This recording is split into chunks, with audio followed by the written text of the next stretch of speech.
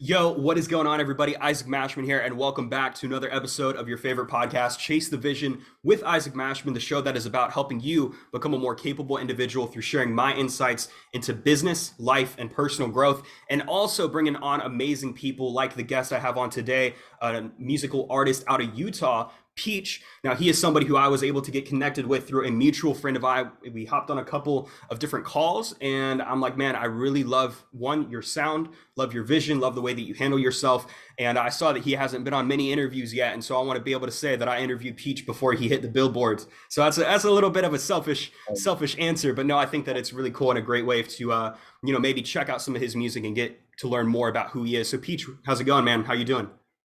What's up, brother? Thank you for having me. I'm glad to be here. What's up, world? Hope you learn a little bit about me on this podcast. Yeah, definitely. Definitely. Well, man, go ahead and start out by talking about, your upbringing and where you're from, because it's not like you're out of Miami. It's not like you're out of New York City. And it's not like you're out of LA. You're out of a place that doesn't really have a music scene that many people know about. Yeah, I mean Utah, it's definitely different. I think it gets pretty bad rap. I don't know why. I mean, I guess I do, but it's really the music scene out here is popping. It's just hasn't been discovered yet by the masses, I guess you could say. So I mean, I'm hoping to be one of the people to help put it on, and hopefully people can look past that top layer of Utah, like why Utah so weird, stuff like that. People Hmm. people hate on Utah, but it's cool out here. I love growing up here. I've lived here my whole life, and everything. Honestly, it's beautiful. So Yeah. it's cool. How's your upbringing? Like, and I also know, well, speaking about Utah, the only city that people really know about is Salt Lake City. I've only connected with like two people out of Utah in my entire life. And one kid was out of a town that had like 2,000 people. And then you have Salt Lake City. And that's pretty much the only Yeah, place that people know about. So growing up, what was your upbringing? And then what led you to eventually getting involved with music? yeah. So I grew up about 15 minutes outside of Salt Lake, in Park City, Utah. Some people know it. They have a lot of big things happen here, like celebrities come by and stuff. I don't know, it's cool. But I grew up here. I played a lot of sports when I was little. Um, Up until high school, I skied competitively, played football competitively, and it's great. No, not a lot of distractions, just kind of, in it with school, Mhm. sports. That was like my life coming up, was just school and sports, like nothing really else. And then music came along, and then like in a blink of an eye, I was just all of a sudden making music, and I stopped playing sports, and I got injured a bunch of times in sports, so I was just kind of over it, and I was like, you know what? I think music's been a way for me to kind of detach and express myself rather than you know doing it in sports or Mhm. talking to people, because I'm not a big talker. I'm normally a really quiet person, but you know through music it's helped me a ton, just to be able Mhm. to get everything out and put it out to people who might need it as well. When you were playing competitively, win any medals? Were you like a super competitive guy? Like you could play competitively, but to be competitive is something entirely different. Extremely competitive. Okay.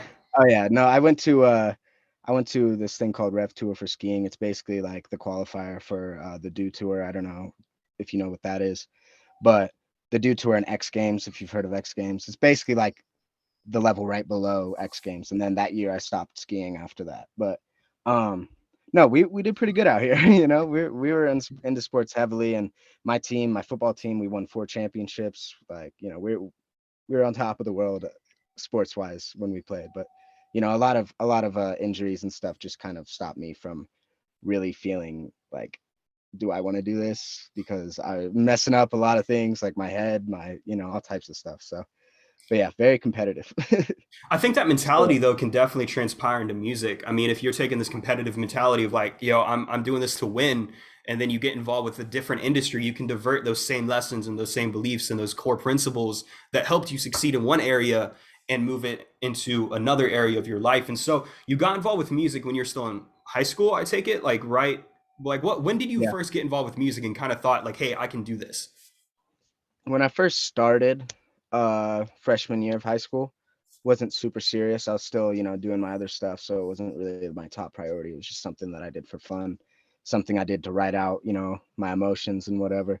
But I really got serious, I'd say junior year in high school. So I was like 17, 16, 17. and that's when I started distributing like everywhere, like up on big platforms, and I felt really good about it. Songs were doing well without me like even, it was just surprised at how well I could do at this. So I was like, you know what, I really Mhm. enjoy it. Why not try to keep pushing? And now it's like I'm being competitive as hell in this because I want to win. You know what I mean? Yeah, I Like, see that. yeah, You have two songs that passed 1 million streams, so it's not like you're just some like artist who's like just coming up. It's really cool too because you're somebody who you're past that initial baby stage of being an artist, and you yeah, have a fan base, you have people, but now it's like going from that level of, yo, the foundation is set. Let's go ahead and scale. And that's a really yeah. interesting place to be in. And I've seen plenty of people, man. I was in Bakersfield, California, and there's a great music scene out there too. Some artists that have been coming up significantly over the past couple of years, including close friends of mine. And it's like they've finally hit that level too, and now they're working on, let's go ahead and have an album that actually hit, maybe the top of the Apple charts for the release night, and it's really an exciting place to be at.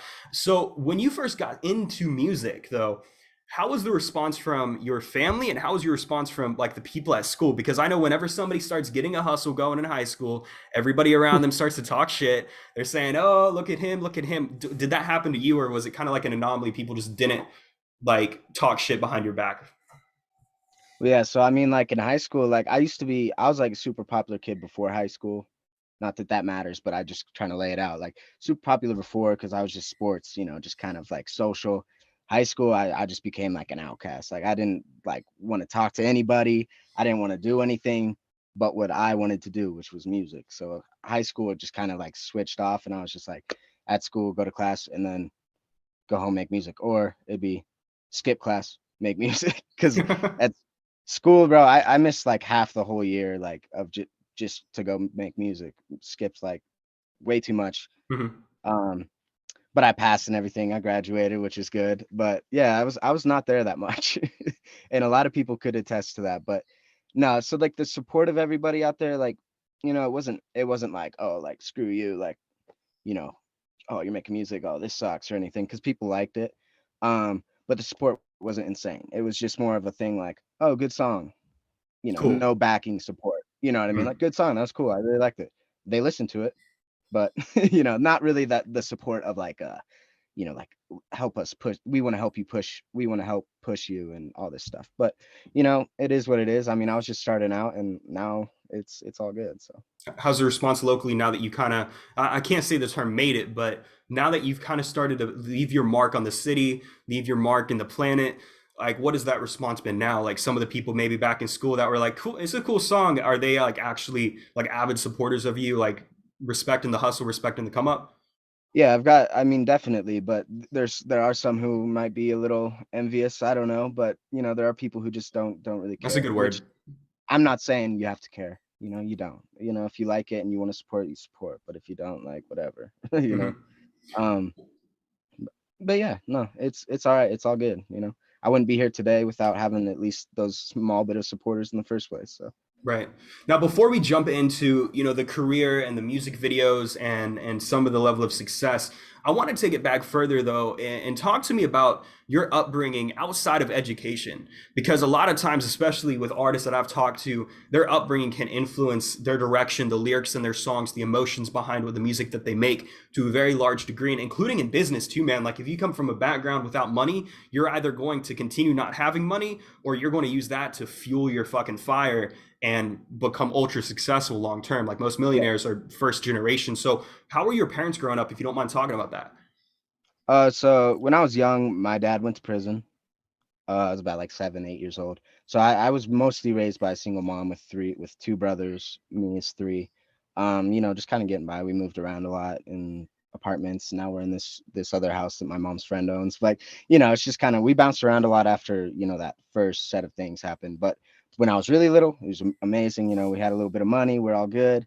And then when the 2008 mortgage crash hit, was when it kind of took everything. So we've just since then it's just been my mom. She works full time as a waitress, and we do everything we can to just kind of help. So it's been a good most of my life has been like kind of just getting by, which definitely helps me want to become like to be able to just be like what let's do this. I want to help all my whole family be able to like live differently. There's something, man, about growing up in a single parent household that I don't even think you knew, but and I didn't know that we could actually relate to, and I'm sure a lot of people listening can as well. Because for some reason, dads are one of those things that like you don't hear about moms leaving their children too often. And but a Yeah, lot of times you hear about dads who either get into situations that are unfortunate like with yours, or they just up their shit and leave, right? And heads out. I know I'm not going to be that father in the future, but growing up seeing your mom struggle and working those jobs and shifts, like I know that you probably think that your mom deserves a life that is much better than what she had when she was trying to raise you, and you have a massive amount of respect for her. But at the same time, it's like that really wears down on you when you're younger, and it almost gives you this chip on your shoulder. Can you relate to that? 100%. Oh, 100%. That's like 90% of the reason I'm doing this. You know what I Yeah. mean? Is like having that to be like that's one of my whys, you know. I don't know if you've heard that, like, you know, why are you doing this? That's one of my biggest ones because, you know, I want to be able to help my family the way she's helped us. You know what I mean? My mom. And I respect the hell out of her. You know, I just want to be able to do what she's done for me for her, you know, and She just let listen to your her music? go out and relax, you know, whatever. But Absolutely. yeah, no, she loves my music, and there are obviously other songs that I post that are a little like, you know, not as much, but she loves it all. She's happy for me, and she supports me the hell out of Yeah. me as well. So it's just yeah, Dude, I love no, that. I love that aspect of your story. So you're doing music in high school. You're starting to distribute it, and I think that's another massive point. Let go. What is your word of advice to people that maybe haven't put out their music on larger platforms? They might be those audio mat creators. They might be the SoundCloud creators, or they might just have their music on YouTube. What was that feeling from going from that individual and that character to I want to distribute this and become a verified artist on Spotify and have my music on Apple and Amazon? What was that like for you?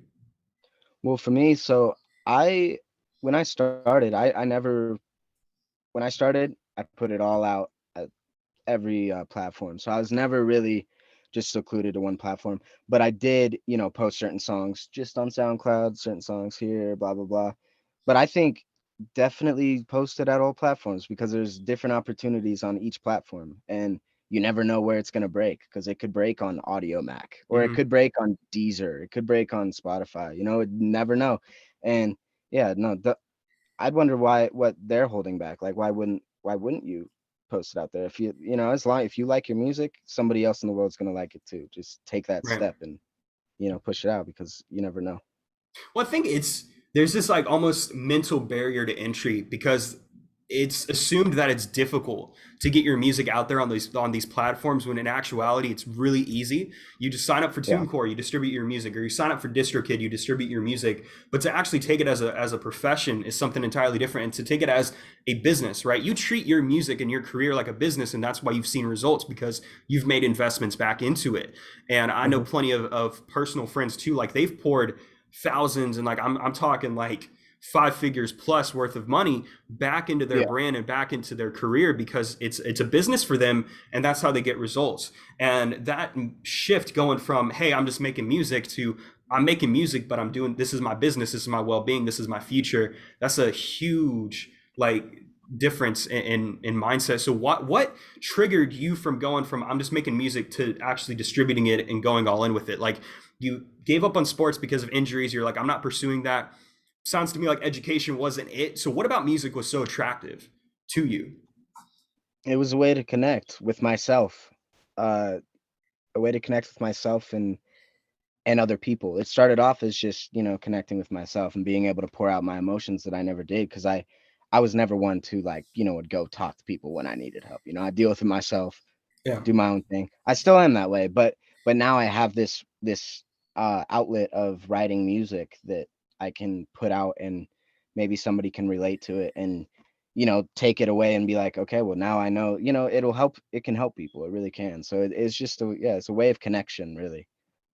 In a deeper way, a deeper meaning connection where it's through Mhm. emotion rather than just, you know, top layer stuff.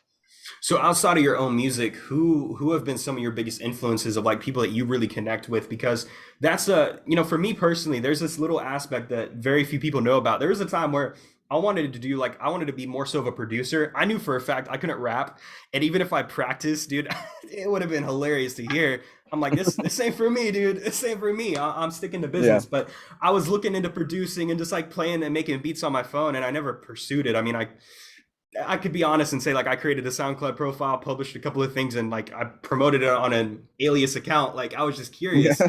but Yeah. music was one of those outlets though, to where I'd be sitting in class, like I was that chubby sixth grade white kid blasting Rick Ross and Drake and Lil Wayne. Like I was playing "I Am Not a Human Being" too in my computer class, typing up code. Like it was the Yeah. most dichotomous conversation ever, like that you could have explained. But who are some of your biggest influences that maybe have maybe inspired not so much your sound, but just you as an individual and you as a man? I grew up I grew up on like a lot of different genres of music, but the stuff that always resonated with me. Like I grew up on Mac Miller. He was my favorite rapper artist ever. Still Hmm. to this day, I think he's a genius, and he's just amazing. Rest in peace to him for real, because bro, oh my gosh. But so I listened to him a lot. Obviously Tupac and Biggie were like, those are like obvious. Like if you're going into rap, you listen to them. Like there's no, there's no way out. But my biggest artist, yeah, Mac Miller. I listened to Kid Cudi a bunch because Kid Cudi is just a way to, I just connected with his music in a way that I can't explain. I listened to 50 Cent a lot. I love 50 Cent. Um, and then some more lyrical people like Eminem, Nas. I love Nas, and yeah, just kind of that was like mostly what I came up on musically. And now it's obviously different. I still listen to all those guys, but I have my new inspirations as well. You know. Hmm. A lot of classical, like a lot of classic rap, and dude, you don't even have to be getting into rap to appreciate Biggie or Tupac, or the Machiavellian Yeah, side of Tupac, man. Like I really appreciate the album that he released under that alias. amazing. Yeah. So what's your take on maybe the mumble rappers and that side of music? Like, do you hate it? Do you love it? I don't really have much against it. I don't have anything against it. It's not my favorite. I don't listen to it. Hmm. But it's a type of art, so you can't really hate on it. It's a type of art, and they're just doing their thing. So I like that yeah, approach. Yeah. So part of your blowing up and getting to 10,000 on Instagram, having some songs that did some really solid numbers like 300,000 views, 3,000 likes, like, and then on yeah, Spotify you have two songs that have passed 1 million views too within the past couple of years. You had a strategy which was playlisting, and can you talk about that strategy specifically, because it's a great strategy, but a lot of people don't know how to do it, and then they waste a lot of money, or they get on playlists that are actually botted streams rather that than are fake. organic Yeah, streams. Now you got on some playlists that were legit because it transpired, and it grew your audience as a whole and your brand as an whole. How did you go about finding the right playlist or reaching out to these people? Because I do have some artists that you listen to my podcast and I think would really value from somebody who did that the right way. yeah. So actually, early on, I had a connection with God, what was his name? He's a big producer. He sold me a black book of his playlists that he would submit to, his number one playlists. And so I had this kind of like list of like 50 plus playlists that I would just submit to every time I release something. And a lot of them would be free. Like you can't look past the free stuff, because the free stuff, why would people give out their botted streams for free? It's not bots. It's real people listening to your music and real people reviewing it. And if they like it, they'll put it on free. Mm-hmm. Free stuff, don't look past it. And I did a lot of, paid stuff as well, but it really ended up sticking. And I think in that way the it was just the reward of good music and the right place at the right time almost, just Mm-hmm. people who really stuck with me. And now I've had, listeners growing up to 50,000 a month, 50,000 listeners a month, and I'm so blessed for it. Which is crazy that it came from a lot of people don't like playlisting, but I think it is a tactic, and there might be better ones, but that's the one that worked for me. So Well, I've noticed some people, especially, will make a playlist of songs that they like, maybe pertaining to a specific vibe or mood, or based around one artist. And then, because of the algorithms and because of the keywords that they put in the titles, maybe not even knowingly, those are the playlists that will grow to massive numbers. And then they'll look back and be like, oh, I have something with this and I can help people come up. And I think that's a Yeah. really cool thing. And that's a huge message behind Mashman Ventures and what I got going on with my own company. Like what I've done, I haven't spent any ads on. I haven't, run a whole bunch of ads, or I haven't done a lot of paid press features or anything like that. I've actually done no paid press. And the free stuff is overlooked because they think that just because it's free, there's no value. But in reality, sometimes the free stuff is where you have the most value because you have the Hmm. right people who are genuinely backing you, and the right Yeah. people who are like, they genuinely have something going on. Like that might not be their number one way to generate revenue for their business, but that's an additional side hustle or gig where they just enjoy seeing the numbers grow. So Yeah. what would be 100%. some of your massive tips for like the business side too? Because you have your own methodology about treating music like a business, and maybe get on some Diamond type of spit and game kind of shit. What are some of your tips? Well, like always from early on, I always treated it as a job, not in a bad way, but in a way of I've always loved doing it, so it didn't feel like a job. But I always treated it in a business-like form where, I realized that I have the money that I make Hmm. is going directly back into it. It does, no matter what. There's no profits until there's big profits. It's like I've every dime I've spent's pretty much on music, and I feel like a lot of people don't want to invest in themselves, or they're afraid to, or they're just like whatever. Like it is the most important thing in this business, especially in the music industry. If you can't put money back into yourself, you can't do it. Hmm. It's just not, it doesn't work. And but yeah, I feel like that's one of the biggest things, especially in businesses. Businesses do that too. You take your profits and you spend them on things to make your business better.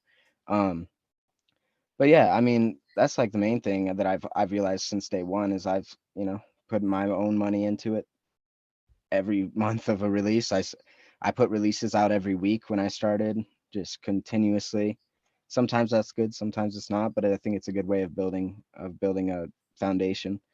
But yeah, like then Russ, like since you brought up Russ, I actually got a tactic from him, which was that one song out a week. Mm. He put out a song a week until he blew up Which I for think like is genius years. if it's quality. Yeah, if you it's know? quality, yeah, of Yeah. course, yeah, Yeah, because some yeah, people, man, they'll, quality. they'll take that same approach, and they'll be like, man, I'm gonna drop a song a week, and then the song's trash. And I know one artist, his name is Justin Starling, and I've seen this guy grow from like 20,000 monthly listeners to 80K, but he did a song a week too. And I'm like, okay, I'm a little skeptical at first because this artist is phenomenal, but to not be that mainstream and do that many songs, like there's a chance that one of those songs is going to be trash.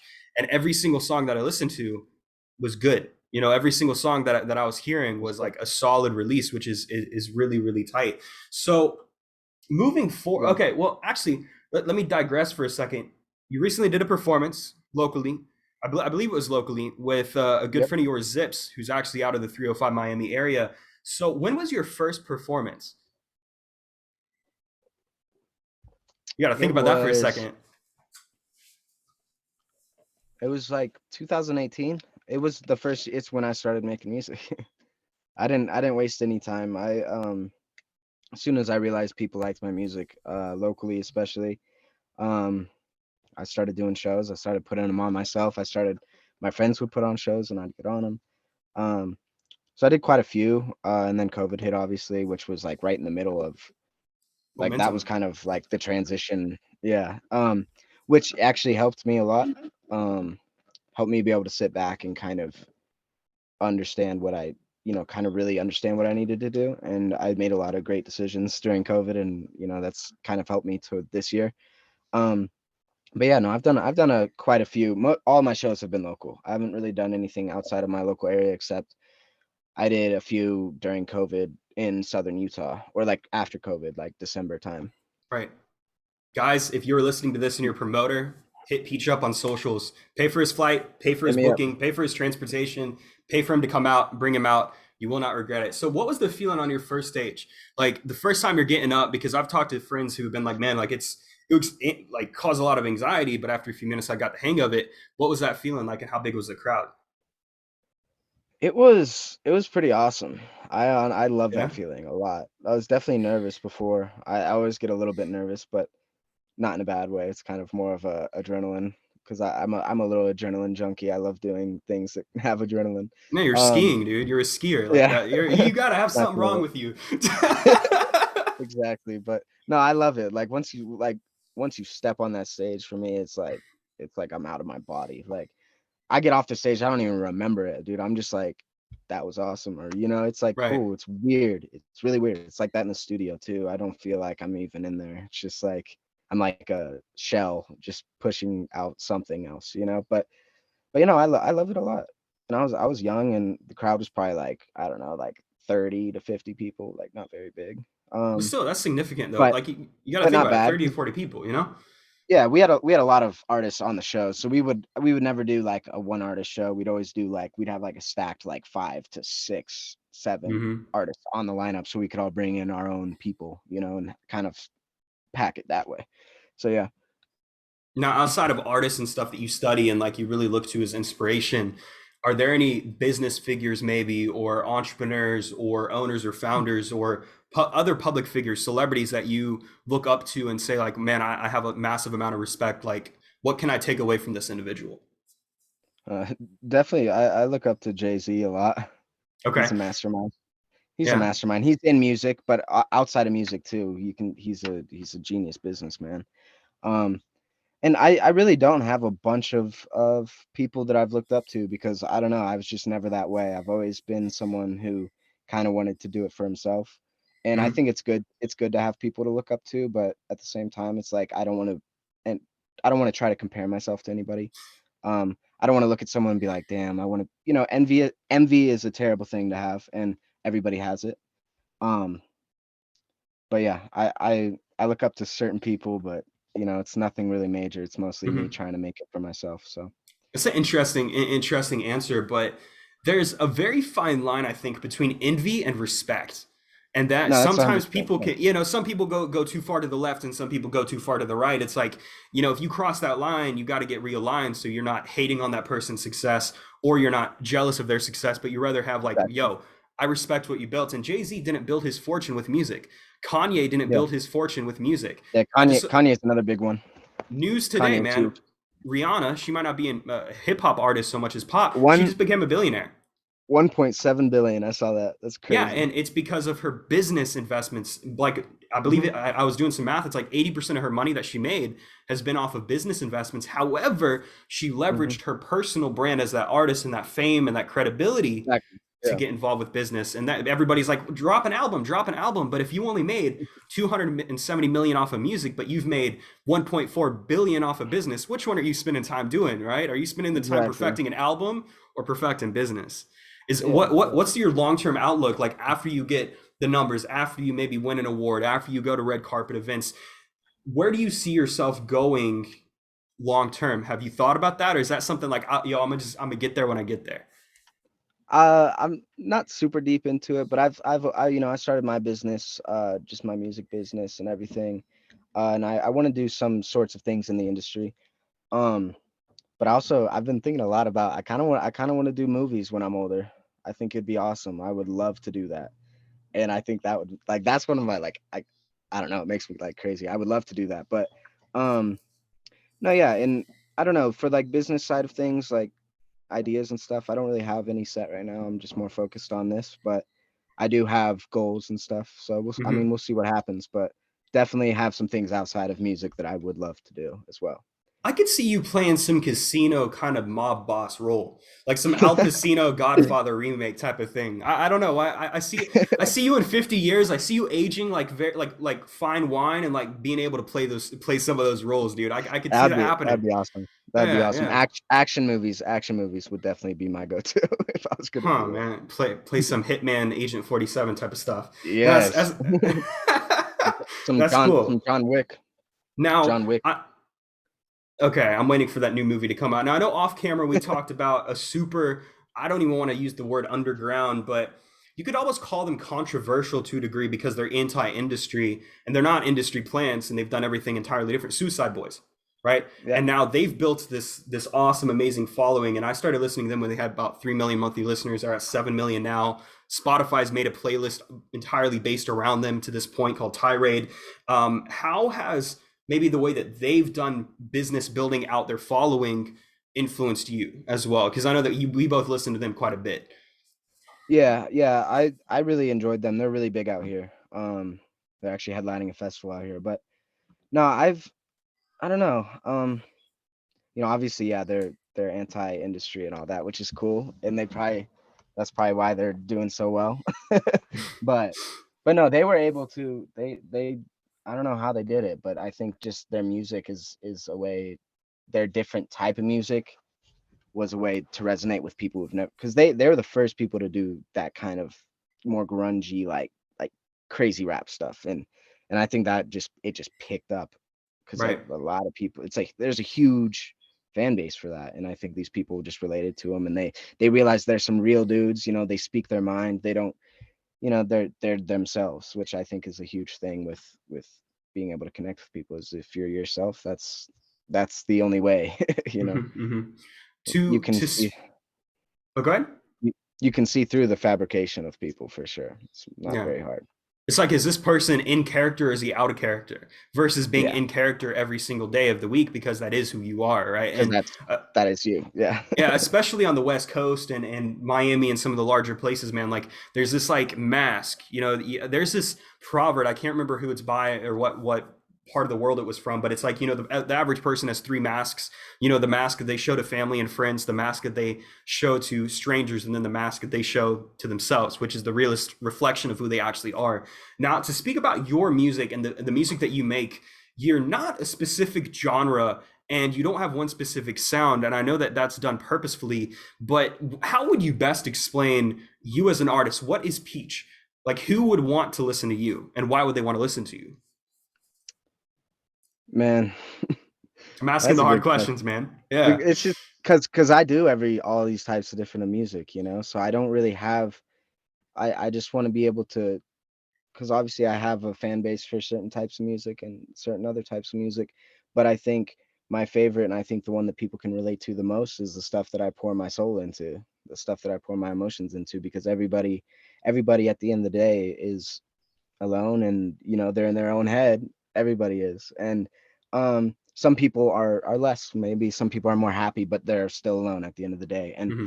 and so it's, the stuff that you can come home to and just listen to and really resonate with you and really relate to is, I'm looking for the people who need help. I want to be able to help people through their issues with stuff I went through and made music about. So it's really just, I'm just shooting for anybody who can relate and just really fuck with me, mess with me, whatever you want to say. Yeah. So yeah, at the end of the day, it's just that. It's not really a.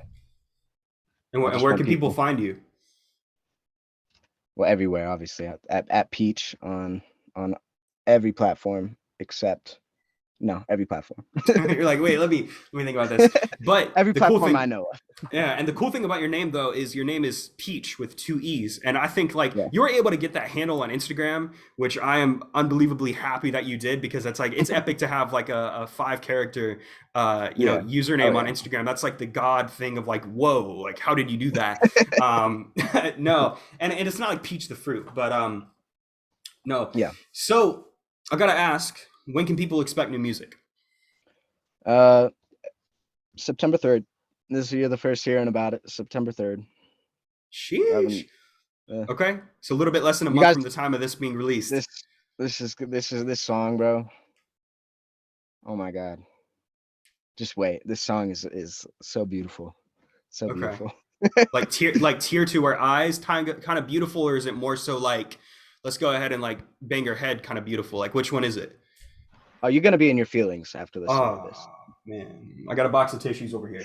Okay, no man, yo, it's been really really fucking phenomenal having you on. And where can people find you and follow you outside of just listening to your music on socials and stuff like that? Yeah, you can find me on Instagram, just at Peech, Peech. Twitter at Peech Boy, Facebook at Peech, and all streaming platforms at Peech. So yeah, Simple pretty enough. pretty easy. Yep. Yeah, yeah, P yeah. double P with two E's CH. That's how you spell it. There we go. Mine ended up changing the Twitter handle though. I got to talk to you about that off camera. Yeah, Give you that some might be different. insights. Yeah, but regardless, just type in Peech. You're able to find it. It'll Peech come up. double E. Yeah, That's catchy. That's got a Peech ring to it. double Well, E. dude, yo, it's It's been good, man, and looking forward to seeing your success and working with you more, and just supporting your vision, guys. Go ahead and check out his music. I've been playing his songs a lot lately, and I see this kid going places. That's the only reason I brought him on. I don't just bring on anybody. I bring on people that I believe in, people that I support, and people that I know have done something in their respective fields. And to hear more about your upbringing, dude, has even like inspired me more because I'm like, I know more about your background. I relate to you that much more, and Yeah. I'm looking forward to seeing what's happening next. Appreciate you, brother. Thank you for having me on, and to everybody out there, I hope you listen to my music, and I hope you love it because I do. So There we go. have a great day, my man. Appreciate it. There we go. There we go. Well, guys, you just got done listening to another fantastic interview with Peech on Chase the Vision with Isaac Mashman podcast. Expect new monologues every single Monday and interviews with fantastic individuals like him every single Friday. Until next time, much love.